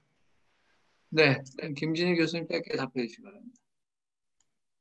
짧게 답변 드리겠습니다. 일단 매입 임대를 통한 그 해결 방안은 굉장히 좀 한계가 있다, 이렇게 말씀드릴 수 있겠습니다. 그래서 아까 말씀드렸듯이 물량이 상당히 적고요. 그다음에 기존의 매입 임대 사업을 하면서 품질 문제가 아주 심각하게 대두됐기 때문에 지금은 주로 그 약정을 하고 그 건설하는 과정에서, 그러니까 건축하는 과정에서 이미 SH나 LH가 관여를 하고 있는 상황입니다. 그러니까 그렇게 안 하고 지금 현재 이미 지어진 주택을 매입하는 건 훨씬 시간도 오래 걸리고 검증 기간도 오래 걸리거든요. 그래서 쉽지는 않다라고 말씀드리고, 건전한 임대사업자 문제는 저는 그 새로운 임대사업자보다는 지금 임대사업을 하고 있는 2주택자, 3주택자 중에서 건전한 분들을 구제하는 방법이 현재 이렇게 재고주택 시장에서 전월세 물량이 안 나오는 것을 막는 단기적인 방법이 될 수 있다. 그렇게 생각하고요. 마지막으로 저번에 초반부에 이제 김경환 교수님께서 질문하신 건데, 아니 코로나 사태로 인해서 여러 가지 문제가 있는데 어떻게 부동산 시장이 이제 이게 오르냐? 그게 뭔가 뭐 한간에 이제 이게 하는 말하자면 유동성이 확대된 거냐? 근데 저는 그런 부분도 있지만 코로나 시대를 맞이하면서 우리가 주거용 부동산의 그 면적적인 수요가 폭발적으로 증가했다고 생각이 됩니다. 그러니까 집에서 재택근무해야 되고 온클래스 들어야 되고 이런 이제 상황이 되면서 예전보다 훨씬 더 면적적인 수요가 늘어났는데 그걸 채워줄 만한 정책들은 없었거든요. 그거 외로 오히려 굉장히 압박을 하는 정책들이 많이 생겼기 때문에 이런 이제 급격한 또 물량 감소나 매매 가격은 훨씬 더 많이 상승했거든요. 아까 보였다시피. 그래서 이제 그런 부분들이 있기 때문에 이거는 상당 부분이 실수요다 그렇게 생각을 하고 있습니다. 네, 감사합니다. 네. 사실 뭐 오늘의 주제가 굉장히 다양하고 또 특히 뭐 정책과 관련해서 할 얘기들이 굉장히 많으실 것 같습니다. 그렇지만 우리가 오늘 예정한 시간이 발표와 토론을 합쳐서 한 75분 정도인데 그 정도를 쓴 것 같습니다. 그래서 오늘 그 기념 세미나는 이쯤에서 정리를 했으면 합니다. 마지막으로 사실 오늘 기념 세미나가 제5회 부동산 산업의 날을 맞아서 준비됐고 아까 회장님께서 모두 말씀하셨지만 우리가 이 부동산 산업의 날을 만든 취지가 우리 국민 순자산의 70% 또 가계 자산의 73%나 되는 이 굉장히 중요한 자산 그리고 또 부가가치 측면에서도 GDP의 부동산 서비스 산업이 7% 이상을 기여하고 있는 이런 상황에서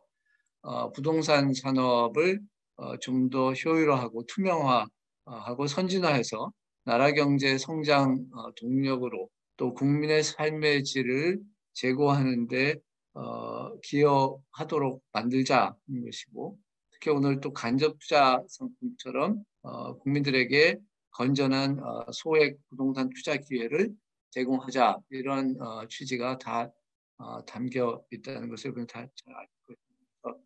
우리가 이런 해를 이어가면서 우리가 부동산 산업의 여러 가지 측면을 보다 세밀하게 연구하고 또 이 산업이 본연의 그 목적을 달성할 수 있도록 지원할 수 있는 여러 정책 대안들을 모색하려는 노력을 우리가 다시 한번 다짐하면서 오늘 발표를 맡아주신 세 분, 김지효 교수님, 민성은 교수님, 그리고 정문호 박사님 감사드리고 또 온라인을 통해서 시청하시고 질문을 해주신 분들께도 깊이 감사드립니다. 이것으로 제5회 부동산 산업의 날 기념 세미나를 마치겠습니다. 감사합니다.